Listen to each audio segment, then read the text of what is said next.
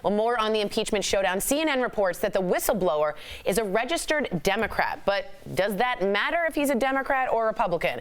All right, so here's the deal. We know he's a male. He's a CIA agent. He is attributed or attached to the White House in some degree. The problem with this is I get why people are upset, right? Biases are real. And I understand that people would jump to that because it's a marketing thing that we're all so divisive.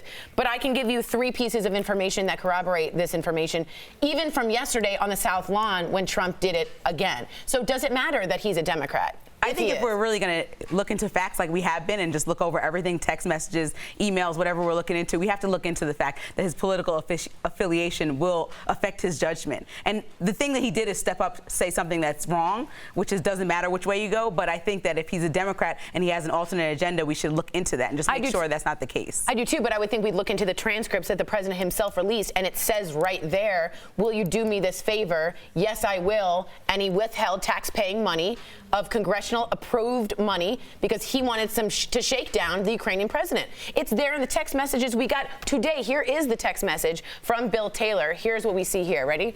This is, I think it's crazy to withhold security assistance for help with a political campaign. Now, this is the senior diplomat in Ukraine via text message to the European Union, Gordon Sondland, who, by the way, is a Trump contributor. So at some point after this text message, they said, let's get off text message because we know this is bad. So to me, it doesn't matter the parties, but I want to know what you guys think. Yeah, I mean, I think the only time that this will come up is if we think that these are falsified information. Right. If we think that this Democrat falsified this information. So is that, and I don't know what you guys have read. Have you read that people think these are false accusations? Because if everybody's agreed that they're not false, that this was said, that this was spoken about, then now we're just talking about the evidence we have in front of us.